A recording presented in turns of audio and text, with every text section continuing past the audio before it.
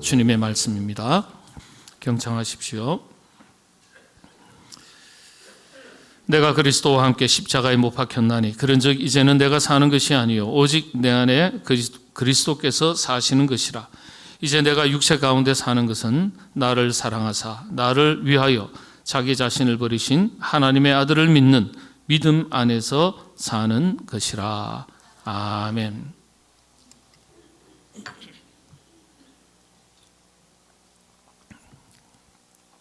나이가 들면서 잃어가는 것이 하나둘씩 늘어난다, 그렇게 말합니다. 어떤 것을 잃어버리겠습니까? 건강이겠죠, 아무래도요. 우리가 신체적 기능이 아무래도 세월의 흐름을 따라서 연세가 드시면 드실수록 약해지기 마련이죠. 관절이 약해지기도 하고 근력이 약해지기도 하고 심폐기능, 소화기관이 또 약해지기도 합니다. 이것만이겠습니까? 나이가 들면서 일어나는 것이 하나둘이 아닌데요. 그 중에 하나가 웃음이라고 말합니다. 나이가 들수록 잘 웃지 않는 것으로 연구되어 있습니다. 한국 사람 더더욱 잘 웃지 않아요. 한국 사람 웃으면요, 웃음이 해프네. 쓸데없이 그렇게 웃지 마라. 사람이 가벼워 보인다. 그런 말 하죠. 잘못 가르친 겁니다. 잘 웃으셔야 됩니다. 여러분, 지난 한 주간 몇 번이나 웃으셨습니까? 얼마나 웃으셨어요?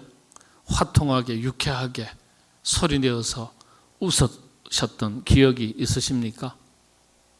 없으세요? 견디다 못해 겨우겨우 사는데 무슨 웃을 일이 어디 있겠습니까? 이렇게 얘기하실 수 있는 분도 계시겠지만은, 그러면 한 주 계산하기가 어려우니까 어제 하루 몇 번 동안 웃으셨습니까? 웃은 기억이 없으세요? 심각한 겁니다. 우리가 평소 자주 잘 웃는다고 생각할지 모르시겠지만 연구에 따르면요, 사실 우리는 하루에 67번, 6번, 7번 평균적인 겁니다. 시간으로 셈하면 5분을 채 웃지 못한다고 말합니다. 그러니까 하루에 6, 7번 평균치, 그보다 못한 분도 계시겠죠. 시간으로 계산하면 5분도 되지 않는데요.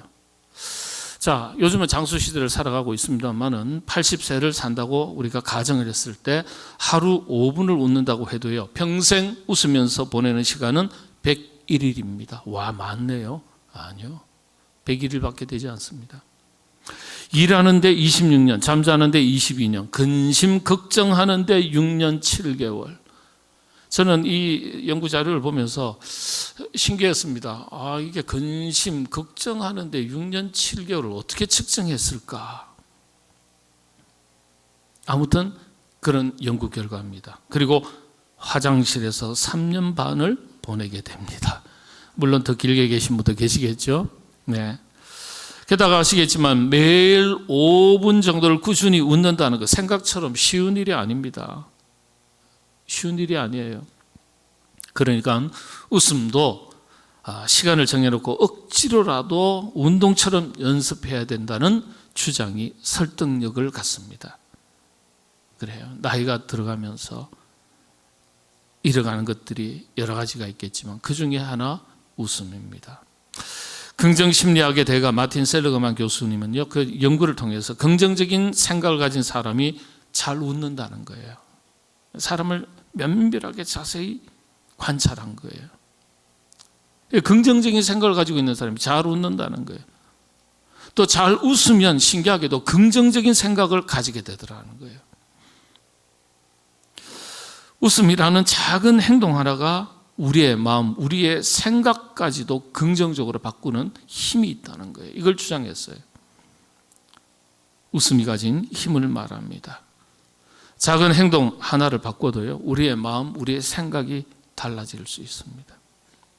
여러분, 사람들은 그렇게 말합니다. 마음이 바뀌어야, 마음이 평안해야, 마음이 즐거워야 웃는 것 아니겠습니까? 아니요, 그렇지 않습니다. 그냥 웃으시면 우리의 생각도 우리의 마음도 변하기 시작한다는 거예요.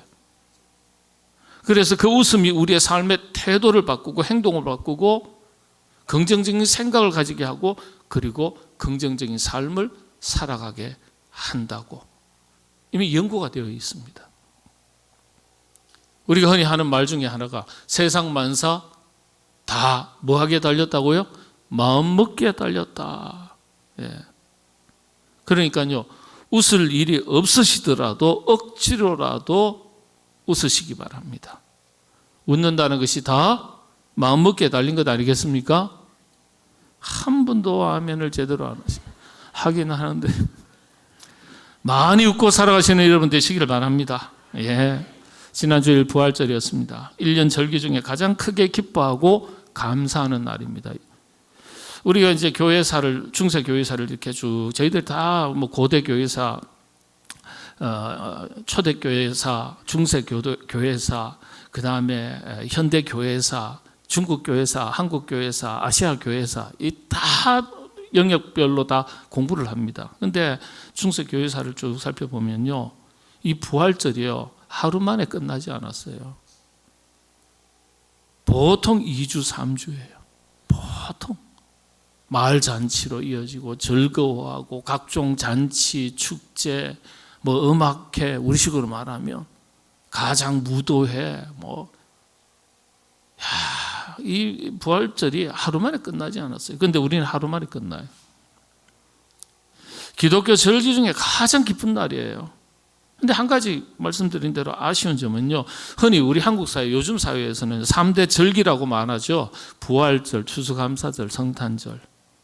이 세 가지를 놓고 볼 때 가장 크게 기뻐하고 감사해야 될 부활절 절기가 사실 제일 빈약합니다. 한국 교회가 절기 운동, 절기 문화를 회복한다고 했을 때 가장 염두에 두어야 될 절기가 바로 부활절 절기입니다. 부활절 문화예요. 부활절 문화가 다 사라졌어요. 거의 없어요. 그래서 저는 그런 생각도 해봅니다. 단순하게 우리 부활절 칸타타 2달 동안 우리 찬양대가 연습 참 준비하셨지만은 그것으로 끝나지 않고요.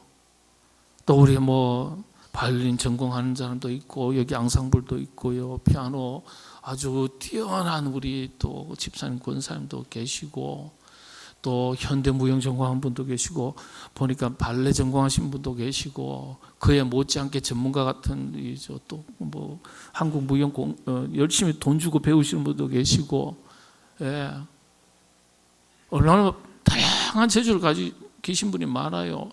남성 중창, 여성 중창, 또 성악 전공하신 분도 여러 분 계시고 부활절 칸타타 음악회 해가지고요. 칸타타만 하는 게 아니라 아주 총동원 해서 우리가 함께 기뻐하고 잔칫날이니까 그런 문화를 만드는 것이 세상 사람들이 그런 문화 만들어줍니까? 안 만들어줘요. 우리가 만들어내야 되죠.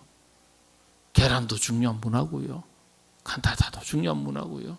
그러니까 우리가 가지고 있는 여러 가지 재료들을 보면서 그런 문화를 만들어내는 것이 필요한 겁니다. 예. 앞으로 좀 그런 걸 고민해 보겠습니다. 부활절 어떻습니까? 하나님께서 우리에게 새로운 생명을 허락하신 날이에요. 구원의 은총을 주신 날이에요. 새로운 인생을 살게 된 날이에요. 새롭게 얻은 생명이니까 어떻게 살아가야 하겠습니까? 하나님의 자녀 되게 하셨고 제자 되게 하셨고 무엇보다 먼저 구원받은 성도 되게 하셨으니까 남다르게 살아가야 되지 않겠습니까? 크게 기뻐하고, 먼저는 크게 기뻐하고 감사하고, 구원의 은총을 우리가 받은 몸이니까 그에 걸맞는 그리스도인답게 살아가는 삶의 내용이 뒤따라가야 되는 거죠. 자, 그렇다면 그리스도인답게 사는 것이 어떤 것이겠습니까? 예를 한번 들어보겠습니다. 청년이 대학교 다니다가 국가의 부름을 받고요, 군 입대를 하게 됐습니다. 드디어 군인이 됐습니다. 똑같은 모습, 똑같은 사람인데 군인입니다. 군인이 되어 사는 거예요. 삶의 내용이 바뀐 겁니다. 대학교 다닐 때, 대학생 때는 삶의 내용이 대학생에 걸맞는 내용이 있는 거고, 군인으로 바뀌었을 때는 군인의 삶의 내용이 있는 거예요. 삶의 내용이 바뀐 거예요. 너는 지금 누구냐 그러면은요, 저는 군인입니다. 그렇게 말합니다. 저는 대학생입니다. 이렇게 말하지 않습니다. 지금 군인이니까. 이처럼 내가 누구인지를 잘 아는 것에서부터 그리스도인다운 삶이 시작되는 것입니다. 그게 부활절 기점으로 이전과 이후가 확실히 달라야 돼요. 오늘 본문은요, 예수님의 부활 사건 이후에 모든 그리스도인들이 어떤 신앙의 자세를 가지고 정체성을 가지고 살아가야 하는지에 대한 교과서라고 말합니다. 이 짧은 한 구절 속에 그리스도인다운 삶이 무엇인지, 그리스도인의 정체성이 무엇인지, 그리고 부활 신앙이 무엇인지 다 녹아나 있다고 그렇게 얘기합니다. 제가 다시 한번 봉독하겠습니다. 우리 같이 봉독하겠습니다. 시작합니다. 내가 그리스도와 함께 오직 내 안에 그리스도께서 사시는 것이라. 이제 내가 육체 가운데 사는 것은 나를 사랑하사 나를 위하여 자기 자신을 버리신 하나님의 아들을 믿는 믿음 안에서 사는 것이라. 아멘. 나는 죽고 내 안에 예수께서 사시는 것. 또 다른 표현으로는 육의 사람은 죽고 영의 사람으로 거듭난 삶을 사는 것, 그런 뜻입니다. 이걸 가리켜서요, 예수님의 부활을 믿는 그리스도인들의 가장 모범적인 삶이다, 그렇게 평가합니다. 적어도 신앙 고백적인 차원에서 볼 때 모든 그리스도인들의 신앙 고백을 비교해 보더라도 이 사도 바울의 이 고백을 넘어서는 고백, 답이 없다고까지 그렇게 말합니다. 그만큼 중요하다는 거예요. 그래서 이 갈라디아서 2장 20절 이런 구절은요, 우리가 다 암송해야 돼요. 내가 그리스도와 함께 십자가에 못 박혔나니. 쭉 암송하셔야 돼요. 부활 신앙을 가진 그리스도인의 삶의 정체성에 대한 고백이다, 이렇게 평가합니다. 어떤 신앙, 어떤 고백, 어떤 자세로 살아가야 하는지에 대한 기준이 되는 것을 말합니다. 내용을 보면 사도 바울은요, 분명하게 주의 십자가에 자신도 주와 함께 못 박혔다고 고백합니다. 주님께서 십자가에서 죽으신 것처럼 자신도 죽었다는 거예요. 그리고 주님이 다시 부활하신 것처럼 자신도 다시 살아났다고 고백합니다. 자기 안에 예수 그리스도께서 사신다. 이 고백이 무슨 고백입니까? 나는 죽고 주님이 내 안에 주님이 사시는 것을 말하죠. 나는 철저하게 육의 사람으로서는 죽고 영의 사람으로 곧 믿음으로 사는 사람이 된 것을 말합니다.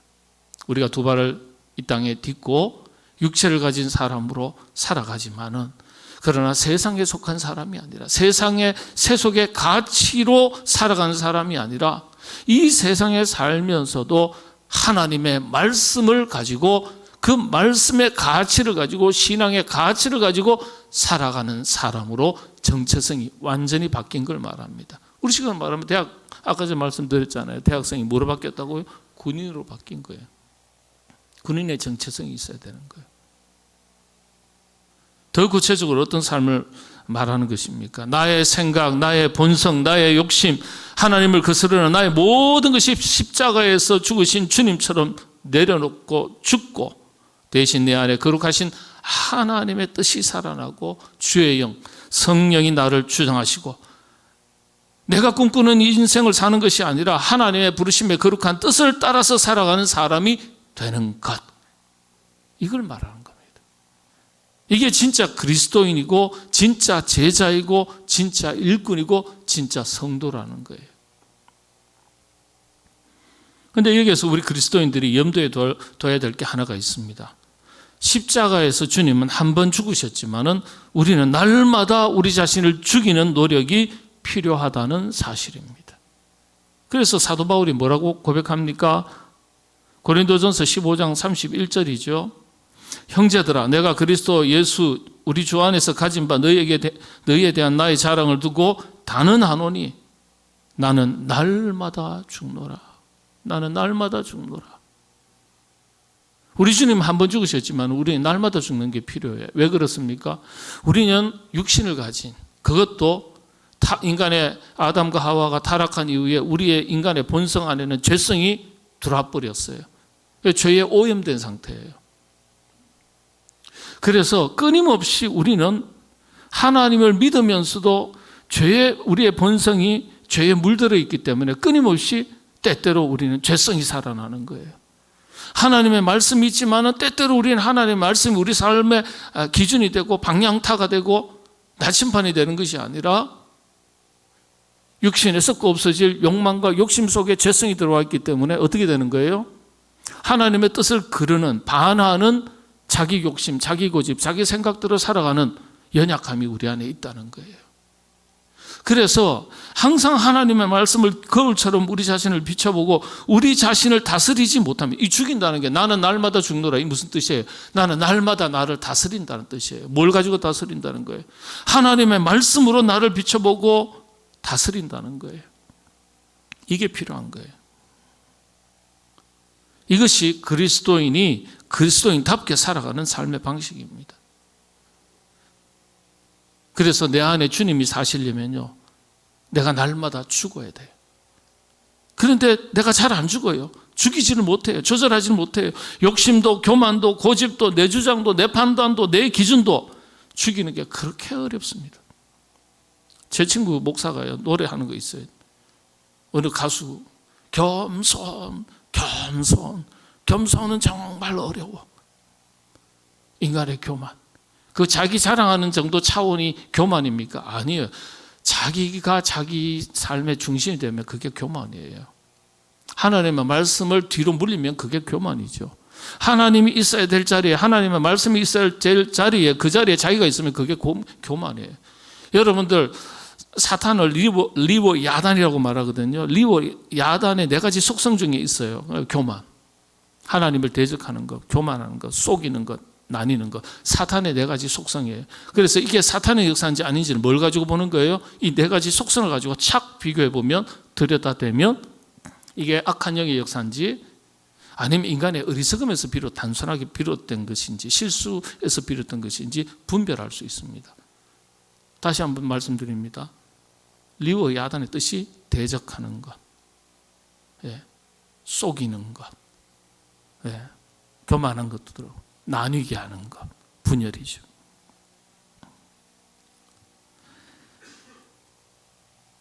신앙생활을 잘 한다는 것은 바로 이런 것들을 잘 다스린다는 뜻이죠. 내가 죽어야 내 안에 예수가 산다는 말, 바로 이런 것입니다. 내 안에 사신 예수님, 내 안에서 예수님이 사셔야 그때부터 다른 삶이 시작되는 거예요. 왜냐? 나를 움직이는 힘이니까. 내 삶의 변화가 일어납니다. 주님께서 이끄시는 삶을 살게 되니까요. 그렇습니다. 아직도 내가 죽지 못한 부분들이 있다면, 죽어야 하는 부분들이 있다면 여러분 잘 죽이셔야 돼요. 쉽게 말씀드리면 잘 다스리셔야 돼요. 그래야 주님이 살아나고 주님이 나를 통해서 드러나는 겁니다. 살기는 내가 육신을 입고 사는 것 같아도요, 우리를 통해서 주님이 드러나는 삶을 살면 얼마나 참 귀한 일이고 멋진 일입니까? 토미 텐이라는 분이 이런 이야기를 했습니다. 부활신앙을 가진 그리스도인들이 그리스도인답게 사는 방법, 모습, 이걸 성경의 인물들을 가지고 설명을 한 게 있습니다. 그리스도인답게 살아가는 것, 부활신앙을 가지고 그리스도인답게 살아가는 모습. 제가 한 네 가지만 간단하게 말씀을 드리고 마치겠습니다. 첫 번째, 모세 같은 방식이 있다는 거예요. 모세 같은 삶의 방식. 모세가 애국의 왕궁에서는 왕자였어요. 그런데 이스라엘 백성 히브리인이 핍박받는 것을 보고서 분을 견디지 못하고 결국은 보호하느라 애국 군인을 죽였어요. 살인을 한 거죠. 그런데 한번 생각해 보십시오. 같은 동족인 히브리 사람이 고통받는 것을 보고 안타깝다, 속이 상하고 분노가 생겨도 자신이 지금 살아오는 삶의 현장 누리는 것이 어떤 겁니까? 엄청난 권력이고 엄청난 혜택이고 엄청난 그 물질적인 풍요 속에서 살아가는 거잖아요. 그걸 쉽게 던져버리고 자기의 분노의 감정을 따라서 그렇게 대처할 수 있을까요? 쉽지 않아요. 아무리 속상해도 그냥 속상한 걸 참지, 욕 한마디 하고 지나가지, 내가 있는 자리, 엄청난 권력의 자리, 삶 속에서 누리는 다양한 혜택들을 다 그냥 내팽개치고 히브리 동족의 편을 들기가 어렵다는 말씀입니다. 자신이 누리었던, 그러니까 왕자의 신분을 버릴 줄 알았던 모세의 방식, 애굽 그늘에서 벗어나는 방식이라고 이 토미 텐이라는 분이 설명을 했어요. 자신이 누렸던, 그러나 하나님 없는 모든 삶의 방식을 과감하게 던져버릴 줄 아는 모세의 방식. 이게 참 놀라운 거예요. 여러분, 사람은요 가진 거 잘 못 버립니다. 사람은 익숙한 거 잘 못 버려요.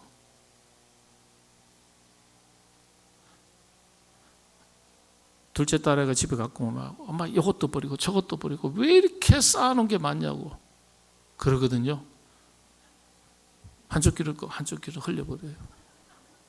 너는 버릴 수 있을지 모르지만 뭐예요? 나는 못 버린다. 예. 사람은 익숙한 것 잘 못 버립니다. 습관 하나라도 못 버립니다. 하물며 나에게 안락한 편안함, 유익이 되는 것, 그런 것에 젖어 있었던 어떤 것들, 가치들, 익숙한 습관들, 물건들, 이거 버리기가 참 어렵습니다. 그런데 모세가 그걸 보여줬다는 거예요. 왕자의 자리를 버려버리는 거예요. 이사야서 30장 2절 3절의 말씀 제가 한번 읽어드리겠습니다. 한글 번역이 좀 어려워요. 그들이 바로의 세력 안에서 스스로 강하려 하며 애굽의 그늘에 피하려 하여 애굽으로 내려갔을 때 나의 입에 묻지 아니하였도다. 그러므로 바로의 세력이 너희의 수치가 되며 애굽의 그늘에 피함이 너희의 수욕이 될 것이라. 예, 당장 읽으면 무슨 뜻인지 모르겠죠. 한마디로 제가 풀어드리겠습니다. 애굽의 그늘에서 벗어나야 된다. 그래야 수치를 당하지 않는다. 이런 뜻입니다. 벗어나야 될 것을 벗어나야 수치를 당하지 않는다. 이걸 지키고 있어야지 내가 수치를 당하지 않고 자존심을 세우고 내 삶의 유익과 안락과 행복을 지킬 수 있을 것 같은데 아니다. 벗어나야 수치를 당하지 않는다. 이 말씀이에요. 여러분, 그래서 죄악의 그늘에서, 불신앙의 그늘에서, 세속 가치의 그늘에서, 욕심과 욕망의 그늘에서, 어두운 그늘에서, 자기 욕심, 자기 고집, 자기 기준의 그늘에서 벗어나는 것. 각자 있지 않겠습니까? 아직도 벗어나지 못하는 것, 돌이키지 못하는 것, 그런 거 다 있죠. 그런 것들을 과감하게 벗어나는 여러분 되시기를 바랍니다. 두 번째가 베드로 방식이라고 그랬어요. 베드로는요, 배와 그물 그리고 가족을 버렸다 성경이 기록하고 있습니다. 버릴 것을 버린 것이 아니라 도저히 버릴 수 없는 것까지도 버렸음을 말하는 겁니다. 여러분, 버릴 것을 제대로 버릴 줄 아는 사람이 진짜입니다. 그 사람이 지혜로운 사람입니다. 용기 있는 사람입니다. 믿음 있는 사람이에요. 그래서 믿음은 용기 있는 사람의 것입니다. 아무나 믿음 가지는 거 아니에요. 용기 있는 사람이 믿음도 가지는 겁니다. 모세나 베드로 방식이 비슷한 것 같죠? 구체적으로 더 들어가면 좀 달라요. 어쨌든 비슷해도 그 다음으로 시간 관계상 넘어가겠습니다. 이제 다 끝날 때 다 됐어요. 세 번째, 마리아 방식입니다. 자기의 가장 소중한 것을 드리며 살아가는 삶의 방식. 예수님께서 마리아에게 묻습니다. 마리아야, 네 손에 가진 것이 무엇이냐? 대답하기를 향유 담은 옥합입니다.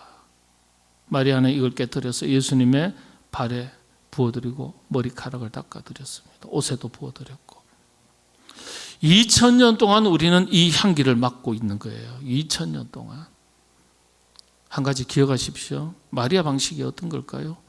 하나님은요, 우리가 가진 것을 가지고 사용하시는 것이 아니라 우리가 드린 것을 가지고 사용하신다는 사실입니다.